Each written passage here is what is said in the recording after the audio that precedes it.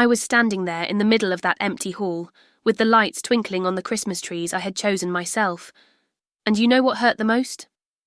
It wasn't even the fact that Barbara had arrived an hour late, scrolling on her phone, as if I were just an annoying appointment in her schedule, nor was it Richard sending a last-minute message saying he was going out with his friends. What hurt the most was that I had believed. After 62 years, I still believed that this time would be different. "Mum, why don't you call a driver and go home?" "I have dinner with my husband, we need to go." Those were the words of my oldest daughter, looking at her watch as if I were a meeting that had run overtime. Before I continue, tell me in the comments which city you're listening to this story from, and subscribe to this channel now, because there's a new story every day. It's all drama, emotion, and truth. The kind that seems like fiction, but isn't. I sat there with that Chanel purse in my lap, which, by the way, wasn't because I liked designer brands. It was because they always said, "You need to dress better, Mom, you can afford it." And I felt something breaking inside me. It wasn't anger, it wasn't sadness. It was as if I were finally waking up from a dream that had lasted more than 30 years. You know when you look back and realise you've been stupid your whole life. Not intellectually stupid, because I never was that. Stupid in matters of the heart. I always knew how to make money, always knew how to solve problems, always knew how to handle everything, but I never knew how to be a mother. And the worst part is that I knew this, and tried to compensate however I could. When Robert left me, or rather, when I finally had the courage to throw him out after 15 years of enduring humiliation and betrayal, I thought, now I'm going. To be the mother they deserve. Barbara was about 18, Richard 16.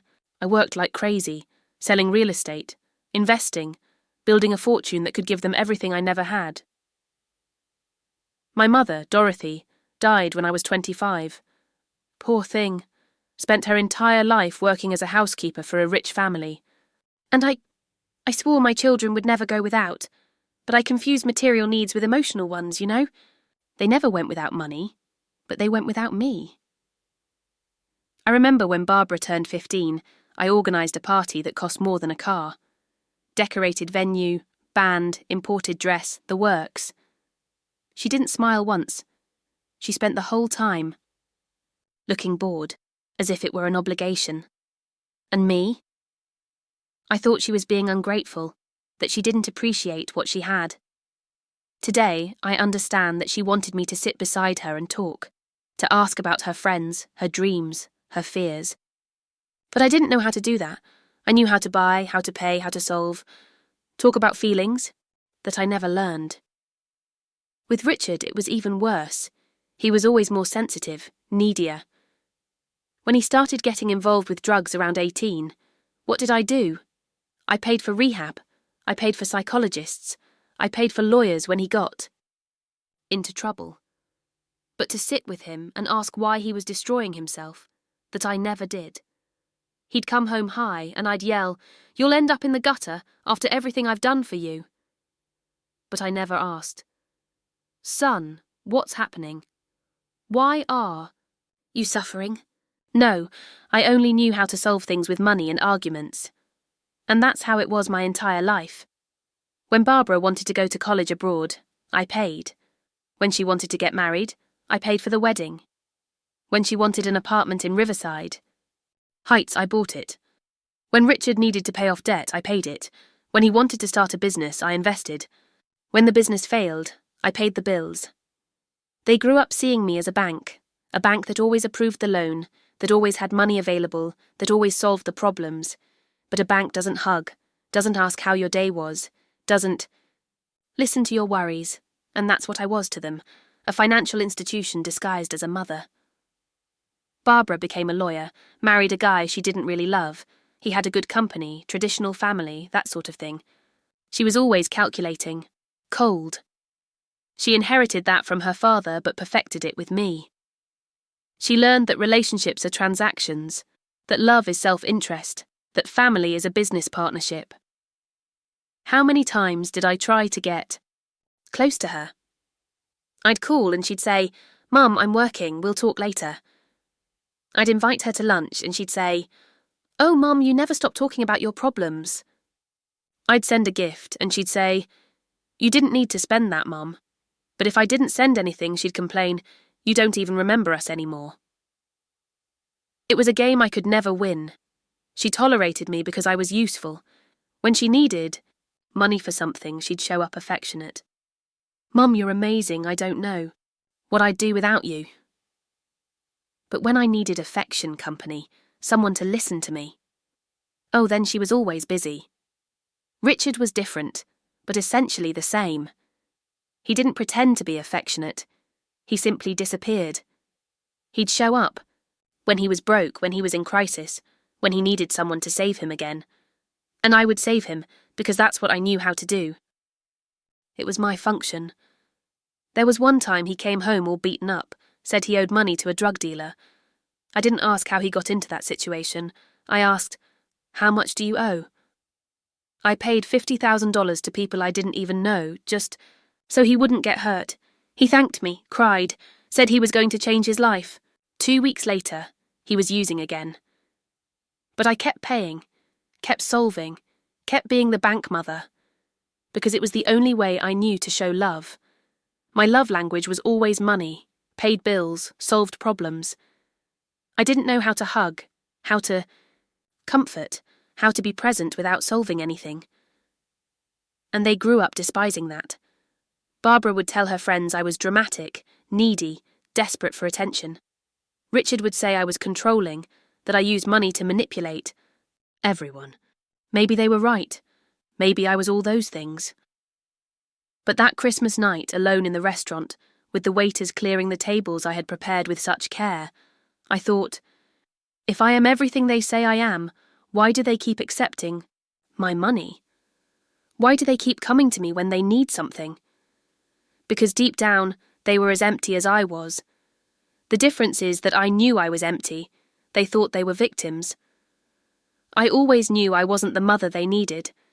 But they never knew how to be the children I needed. And maybe that's just how it is, right? Maybe family is that.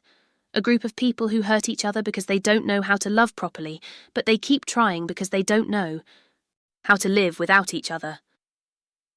But that night I got tired of trying. Tired of being useful.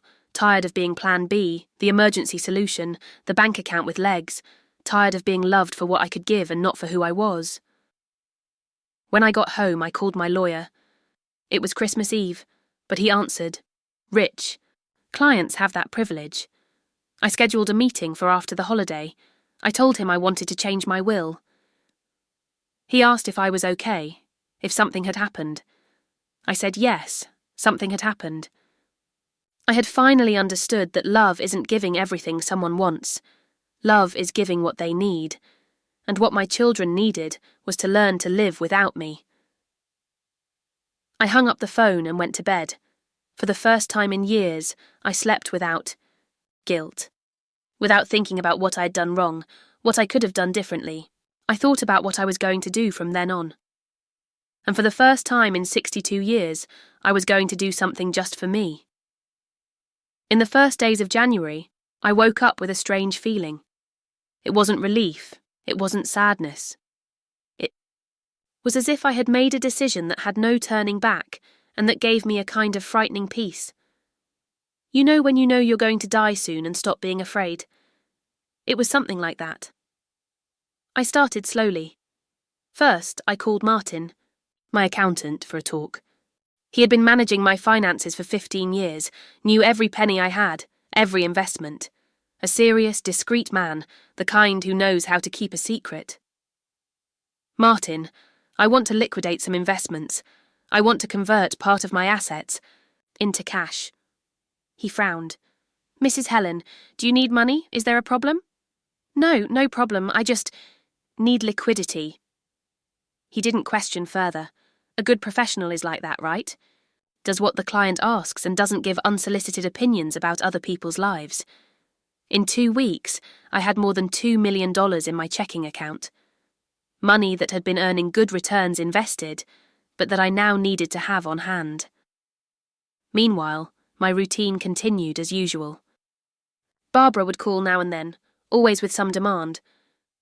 "Mum, Richard is looking for you. I think he needs money again." Or, "Mum, did you see that the property tax on the West Side apartment is due? Can you go pay it?" Always like that, as if I were the family secretary. Richard showed up at the end of January. He came to my house with that lost puppy look he put on when he was broke. He sat in the kitchen, stalling, talking about random things until... "Mum, I'm in a bit of a complicated situation." I already knew. I always knew. "How much do you owe?" "It's not debt, Mum. It's an opportunity. There's this guy who wants me to become a partner in an events business. It's serious, Mum, but I need some seed money." Events. It had been clothing retail before, then business consulting, then an acai shop, then a delivery app. Always an opportunity. Always seed. Money. Always a failure. "How much do you need?" 50,000. I took out my checkbook and signed, as I always did. Except this time, while I was writing the amount, I thought, this is one of the last ones. I handed it to him and said, "Richard, you're 33 years old. This can't go on." He got irritated. "Go on like what, Mum? I'm trying to build something. I'm trying to work." "You're trying to live off my bank account." "That's not it, Mum. You don't understand." I had understood my entire life. Understood that I had raised 2 children who couldn't live without me. And worse, who couldn't live with me either. They needed me, but they didn't want me around. They wanted my function, not my person. He left the house angry, as he always did when I spoke a truth. And me, I called Martin and had him transfer another 500,000 to my checking account. It was on a Tuesday that I decided to leave the house aimlessly. I got in the car and drove, with no destination, just needing to get out of that apartment that was suffocating me. I stopped at a light in the middle of downtown and saw a sign, St. Monica's Home, caring with love since 1985. I don't know why, but I parked. I got out of the car and went to the gate. It was an old building, a bit run down, with a simple reception. There was a young woman at the entrance, curly hair, sincere smile. "Can I help you?"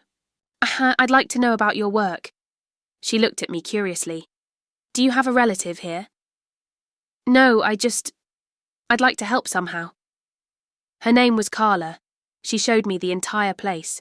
There were 43 elderly people, most abandoned by their families. They had a small but dedicated team, and they worked miracles with the little money they received from donations. "Mrs. Helen, you can't imagine how difficult it is to maintain a place like this. We're always running after donations, volunteers, supplies. These elderly people, they have no one in the world, you know. I met some of them that day. Mrs. Margaret, 86 years old, who offered me coffee and said I had beautiful eyes. Mr. Joseph, 92, who told me stories from when he worked on the railroad. Mrs. Patricia, who had dementia but held my hand and said, 'I'm glad you came, daughter. I was waiting for you.' I left there with a heavy heart. Not from pity or sadness, from something I hadn't felt in years.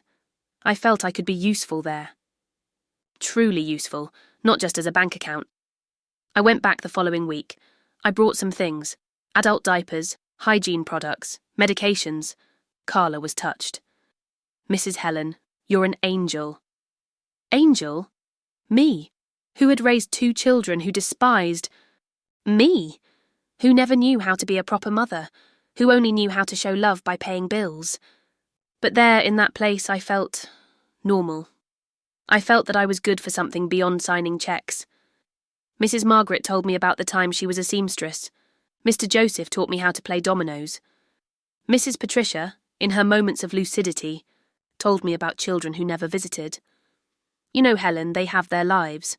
I can't keep demanding, right? Everyone has their problems. I thought, Mrs. Patricia, your children have problems, but you are not a problem. You are a mother. Something I never managed to be properly. I started going there every week. Then, twice a week. Then almost every day. I talked with Carla about the needs of the place, about the dreams they had. She told me they dreamed of renovating the dining hall, which had water damage. That they wanted to build a library because many of the elderly liked to read but didn't have access to books. How much would this renovation cost? Oh, Mrs. Helen, it's a lot of money. About 200,000, maybe. 200,000. What I spent on Barbara's 15th birthday party. What I gave Richard to throw away on businesses. What I paid in credit card bills in 6 months. Carla, get me the budget. I want to fund this renovation. She was speechless. Mrs. Helen, are you sure? It's a lot of money. I'm sure. And that's how I began to build something for the first time in my life. I wasn't buying love. I wasn't paying off guilt. I wasn't trying to compensate for absence. I was building a place where abandoned people could have dignity. The renovation took 3 months. I went there almost every day, overseeing the work. The elderly were excited, telling me how nice it would be to have a beautiful place to eat, how nice it would be to have books to read. I felt, I don't know, truly useful. During this time, my life at home continued the same. Barbara would call demanding things. Mom, you didn't forget that the car insurance expires this month, right? Richard would show up with another opportunity. Mom, there's this guy who wants me to import some things from China. I paid, solved, signed, but my mind was elsewhere. I was thinking about the books I would buy for the library, the equipment the dining hall needed, the wheelchairs some of the elderly required. One day, Barbara called me, irritated. Mum, you've been spending a lot of money lately. Martin called me worried, said you've liquidated several investments. I froze. Martin called you? Why would he call you? Because I asked him to let me know if you did anything strange with the money. Mum, are you getting, I don't know, a bit senile? Senile. That was the word she used. Because I was spending my own money on something. That wasn't her or her brother. I was becoming senile. Barbara, my mind is perfectly fine. And the money is mine. Mum, but you're wasting it. 200,000 on a renovation. Renovation of what? The house? Because the house doesn't need renovation. I didn't tell her. I didn't tell her. I didn't tell Richard. I didn't tell anyone.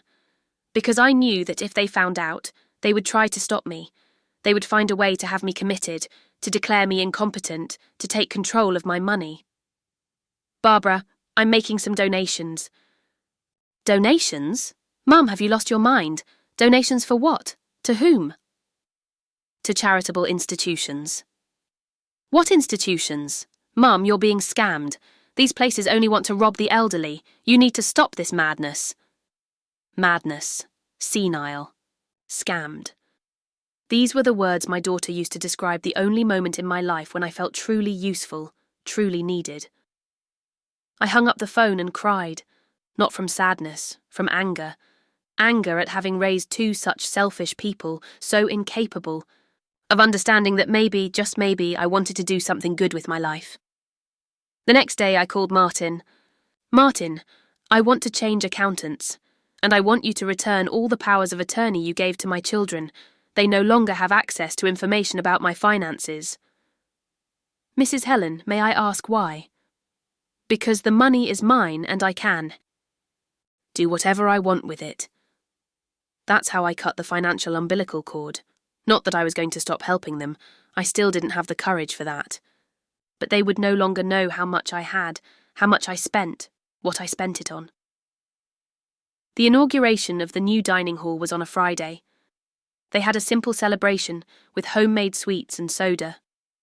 All the elderly were dressed up, happy, proud of the new space. Mrs. Margaret insisted on showing me every detail. Look, Helen, how beautiful it turned out. It looks like a hotel dining room. Mr. Joseph hugged me and said, Girl, you're family to us now. You're our daughter of the heart. Daughter of the heart. At 62 years old, I finally had a family that considered me a daughter of the heart. And it wasn't the family I had raised, that I had supported, that I had loved for 30 years. That night, I came home and called my lawyer. Counsellor, I need to make some changes to my will, important changes. Mrs. Helen, are you sure?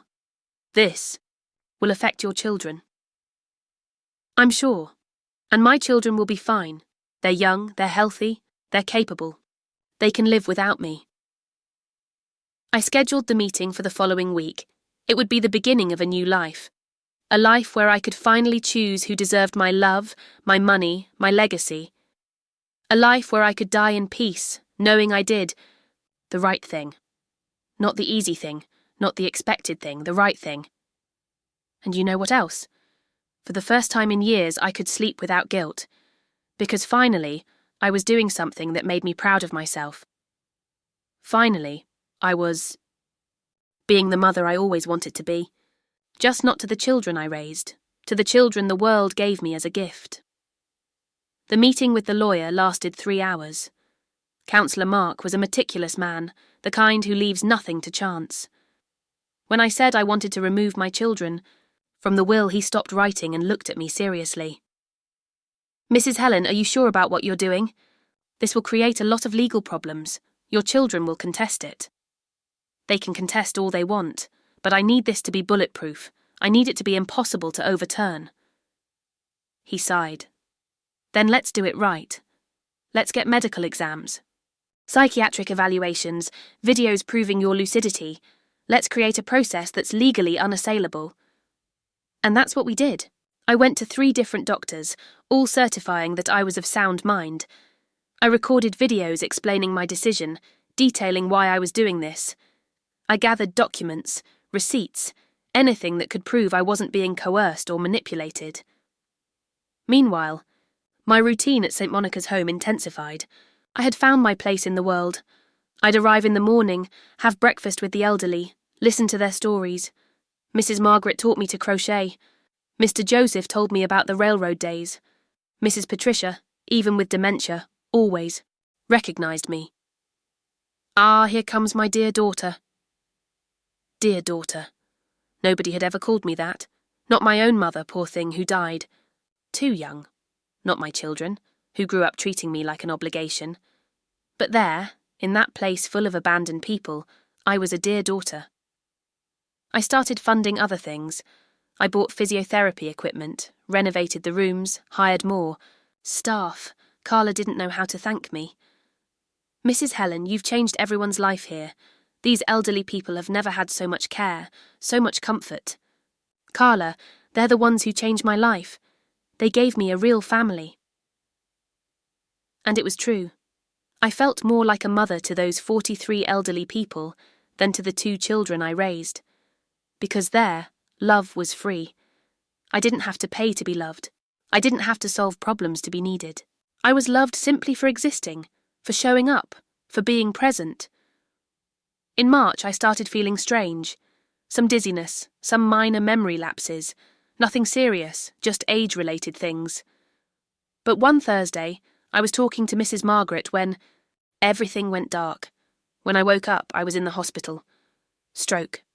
A minor one, but still a stroke. The doctor said I was lucky, that it wouldn't leave serious after-effects. But I knew my time was limited. 62 years old, high blood pressure, diabetes, stress. My body was collecting the debt from a lifetime of tension. Barbara showed up at the hospital the same day. But she didn't arrive asking if I was okay, if I was in pain, if I needed anything. She arrived asking if I was clear-headed enough to sign some papers. What papers, Barbara? Some documents for the West Side apartment, Mum. Some transfers you need to sign. Transfers. She wanted me to transfer the apartment to her name. To make things easier later, Mom, to avoid probate issues. I looked at her, lying in that hospital, bed with an IV in my arm, and thought, my daughter is here on the day I almost died, concerned about property. She didn't ask if I was scared, if I was suffering, if I needed company. She wanted me to sign papers. Barbara, I'm not going to sign anything now. I just had a stroke. Mum, but it's just a signature. The lawyer said it's better to resolve things while you're well. While I was well? Or while I was alive? Richard showed up 2 days later. He arrived with that abandoned dog face, said he was worried, that he wanted to take care of me. But within 5 minutes of conversation, he was already asking me for money. "Mum, I'm in a difficult situation. That business I told you about didn't work out, and now I owe the guy. He's pressuring me." "How much do you owe?" 80,000. 80,000. I was almost dying, and he was asking me for 80,000. He didn't ask if I was afraid of death, if I wanted to talk, if I needed affection. He wanted money. I transferred the money, because I was still weak, still the mother I had always been. But at that moment I was sure I was doing the right thing. My children didn't deserve my estate. They only saw me as a source of income that would one day dry up. When I left the hospital, I intensified the will process. I sold more properties, liquidated more investments. I transferred everything to the name of the foundation I created, Dorothy Bastos Foundation, Caring with Love. The entire estate, apartments, houses, stocks, investments, everything, more than $15 million. The only ones who knew were my lawyer and Martin.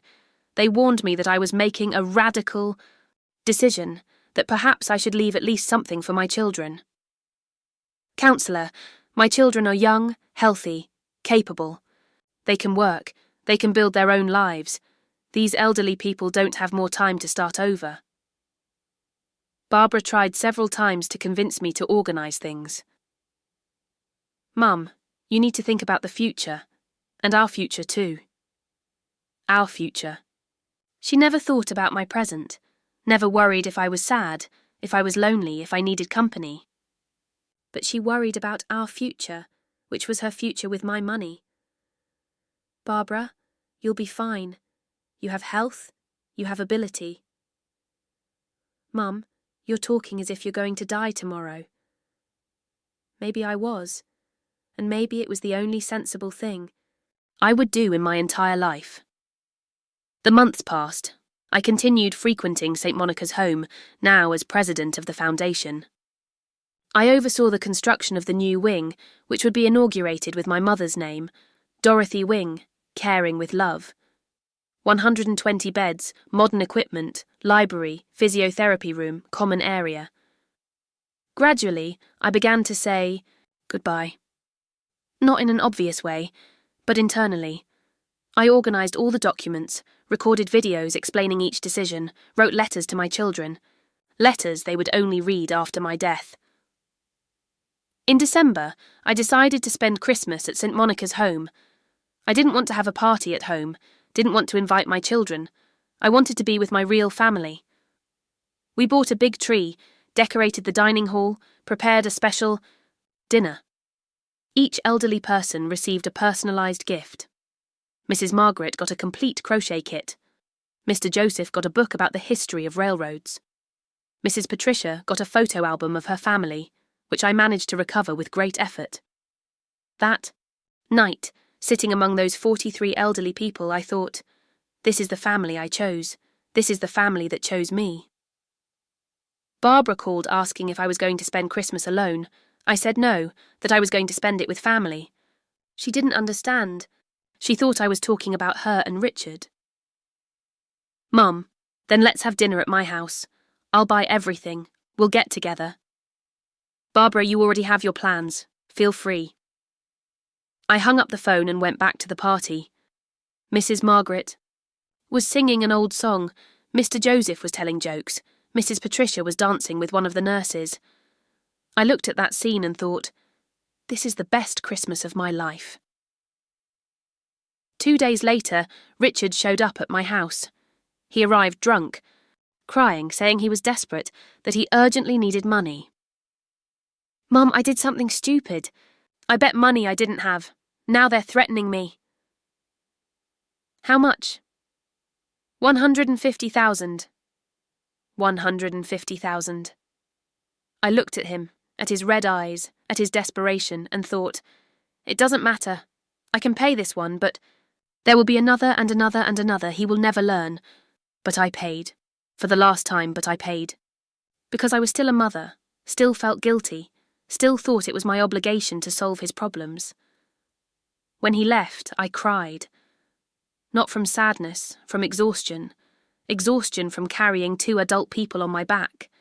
Exhaustion from being useful only to pay bills. Exhaustion from being a mother to those who didn't know how to be children. In January, I began to feel that my time was running out. I could no longer climb stairs without shortness of breath. I could no longer sleep properly. My body was asking for rest. I spent my last days at St. Monica's home. I slept there, ate there, lived there. Carla had become like a daughter to me. The elderly treated me like family. When I said I was feeling weak, they took turns staying with me. Helen, you can't get sick. You're our daughter. We need you. Needed me. Not my money, not my function. Me, my presence, my company, my affection. On a Thursday in January, I couldn't get out of bed. They called an ambulance, but I asked not to go to the hospital. I wanted to die there, among my chosen family. Mrs. Margaret held my hand. Don't go, daughter. We need you here. Mrs. Margaret, I need to go, but you'll be fine. You'll have everything you need. We don't need anything, Helen. We just need you. I closed my eyes and thought about my children. Would they ever understand? Would they ever realise that I hadn't abandoned them, that they had abandoned me first?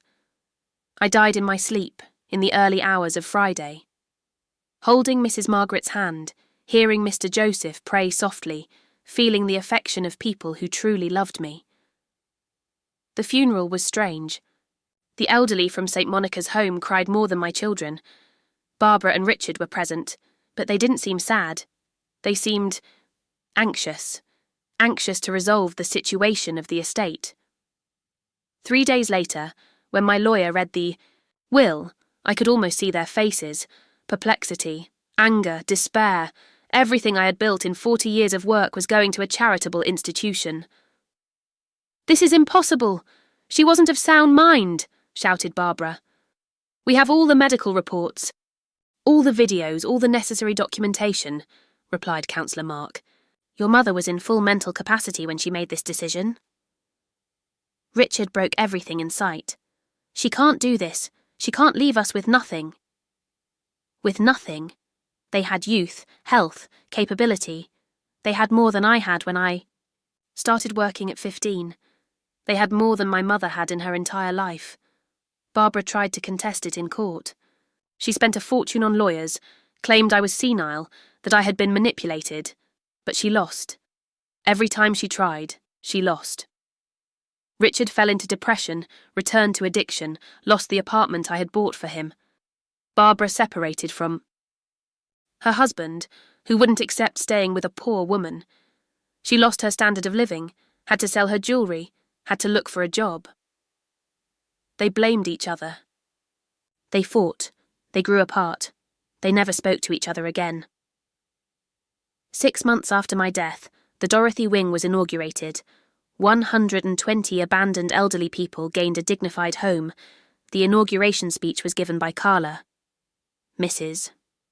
Helen always said that family isn't who shares the same blood. Family is who stays close when you need them. She found here the family she always looked for. The plaque placed at the entrance said, Dorothy Wing, dedicated to all mothers who loved beyond what they received. My children never understood. They never understood that I didn't abandon them out of malice. I abandoned them because they abandoned me first, because for 30 years I was a mother, I was a bank, I was a solution, I was everything, except loved. They thought I was cruel, but cruelty is leaving your mother alone at Christmas. Cruelty is only seeking out your mother when you need money. Cruelty is treating your mother like a bank account. I merely returned what I received, abandonment for abandonment, coldness for coldness, self-interest for self-interest.